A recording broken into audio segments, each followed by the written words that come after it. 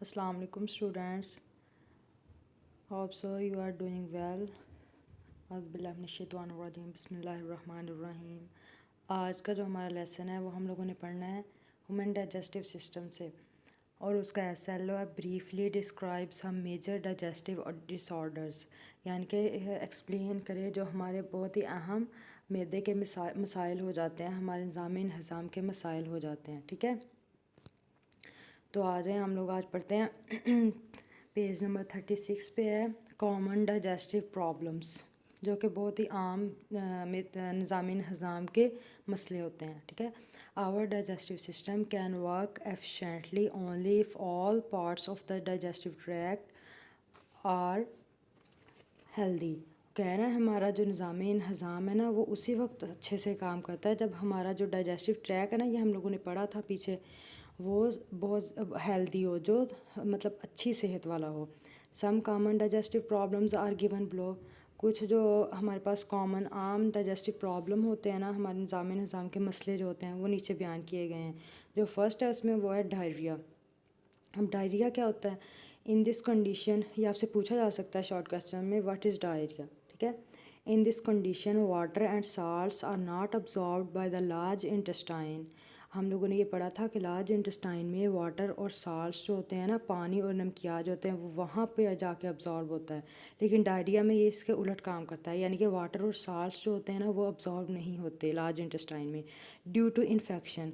यानी कि हमारी जो लार्ज इंटेस्टाइन होती है ना, बड़ी आंत जो होती है, उसमें कोई इन्फेक्शन हो जाता है, कोई मसला हो जाता है, इस वजह से ये अब्जॉर्ब नहीं होते।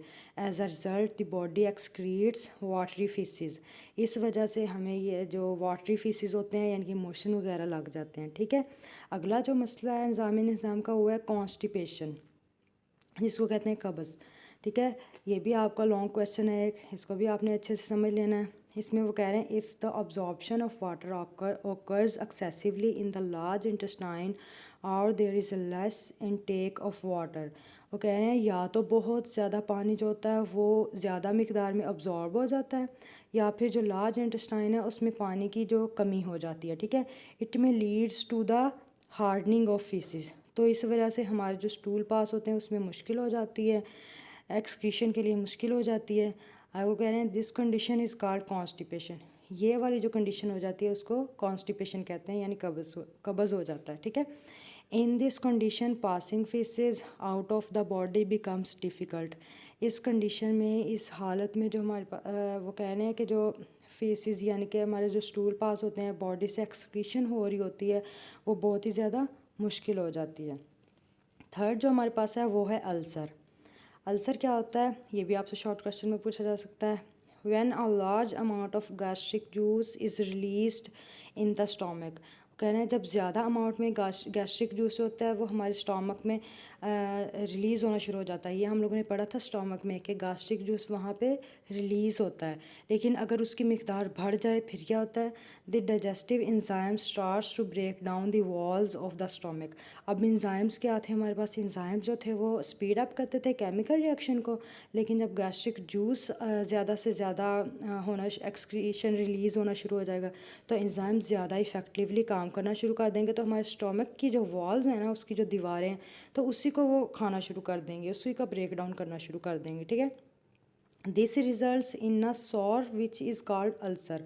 तो इस वजह से हमारा जो स्टमक है ना, उसमें ज़ख़म होना शुरू हो जाते हैं। जब उसमें ज़ख़म होना शुरू हो जाते हैं तो वो अल्सर बन जाता है। ठीक है, ये था हमारा आज का। और आज जो हम लोगों ने पढ़ना है वो पढ़ना है F1।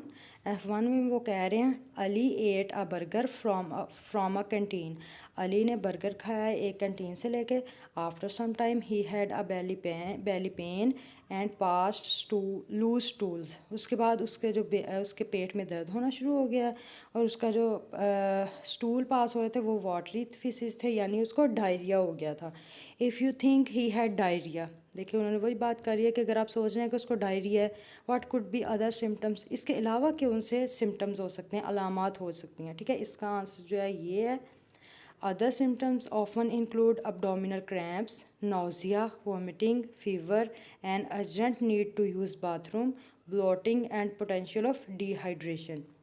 इसका मतलब ये है कि उसके पेट में दर्द होना शुरू हो जाएगा, उसको कै आनी शुरू हो जाएगी और उसकी हालत बुरी हो जाएगी, बुखार होना शुरू हो जाएगा और उसको बाथरूम की ज़रूरत होगी और हो सकता है उसको पानी की भी कमी हो जाए। ठीक है, और इसके बाद हम लोगों ने अगला जो क्वेश्चन पढ़ना है वो है G2। How does less water intake affect the digestive system. अगर हमारा डाइजेस्टिव सिस्टम है वो कम पानी इस्तेमाल करे फिर क्या होगा। ऊपर हम लोगों ने एक पॉइंट पढ़ा था कॉन्स्टिपेशन। ठीक है, ये वाला पॉइंट जो है ये इसका आंसर आ जाएगा। ठीक है, G2 का। होप सो आपको समझ आई होगी। तो अब हम लोग देखते हैं हमारा जो होमवर्क है। होमवर्क का टास्क क्या है हमारा, वो है क्वेश्चन है हमारे पास, what happens to undigest products. जो हमारे पास डाइजेस्ट नहीं प्रोडक्ट होते हैं, खाना डाइजेस्ट नहीं होता तो उसके साथ क्या होता है। अब इसका आंसर वो दे रहे हैं, undigested products are egested from the body.